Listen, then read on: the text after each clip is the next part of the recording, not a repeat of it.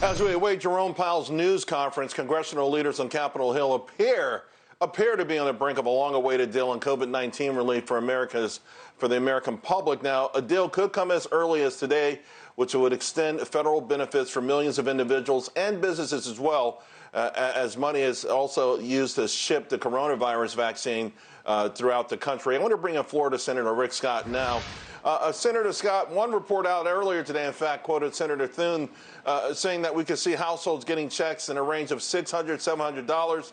I know there are so many different opinions on Capitol Hill on who should get money, who shouldn't get money, and the reasons for it. But has the clock hit midnight to the point that something must be done now? Well, first off, I think something's going to get done. I think something should be done, but it ought to be very targeted. We ought to help the people who have lost their jobs, help our small businesses, make sure we continue to build our testing process, our program, and also we got to get this vaccine out. The vaccine's the key here. I think everybody's excited to get the vaccine, to get the antibodies so we can get back to a normal life. Now, let's all remember something. When they talk about $900 billion, that's a tax increase down the road. It's not money we have. It's a tax increase of about $7,000 per American family. So there's no like free money here. So whatever we end up doing, let's all remember, if we say, oh, we want to spend all this, somebody wants to spend all this money, it's $7,000 tax increase for every family in this country down the road. But here's the positive, though, Charles. There's no state bailout, so that's good. I mean, we're not going to bail out our blue states that won't even open up their economy so these poor families can get back to work. So at least we're not doing that. Yeah, no, I guess an analogy would be as if the house is on fire, you got to use some water to put it out, and that means some things will get waterlogged. You got to take one or the other at this heat of the moment. But with that in mind, we're seeing economic signs, whether it's increasing initial jobless claims, whether this morning it was a lower retail sales than anticipated. And I think the point you made is really valid and needs to be addressed more. A lot of this is self-induced.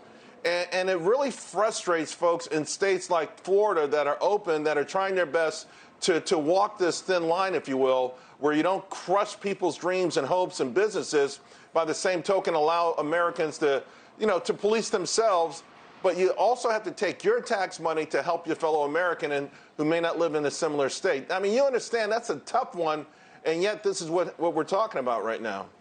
Yeah, but Charles, let's remember when they're talking about the state bailout, what they're actually saying is they're taking care of these blue states that can't live within their means before COVID. This is not about, in their case, these blue states, it's not about fixing their problems with COVID, right? They're saying Florida taxpayer, Illinois cannot pay for its pensions, so we want your taxpayers to pay for Illinois' pensions. That's wrong. And these states that won't open their economy, open your economy. We all know, wear a mask. We all know, social distance. We all know we got to be careful if somebody's been tested positive around us.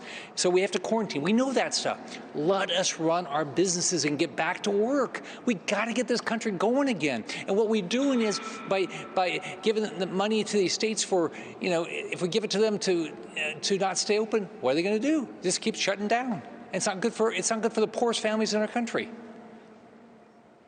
Where do you think we go from here in this country in general, Senator Scott?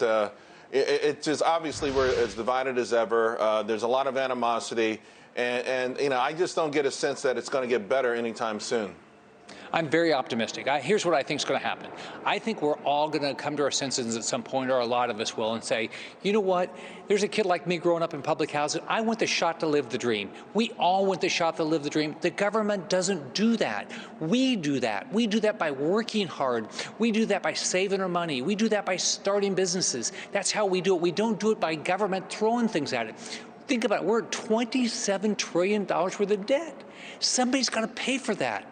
And so when we go this, I mean, think of how much money this year we are going to lose at the federal level. I mean, it's going to be trillions of dollars. How's that help the poorest family? It's not. It's hurting the poorest family. It's hurting the people on fixed income. Well, I want to help them. I appreciate your optimism. And by the way, I agree with everything you just said. I just hope those things aren't taken away from us as an option, because we pulled ourselves up by our bootstraps, and this is why we became the greatest country in the world. Senator Scott, always appreciate your insights. Thank you very much.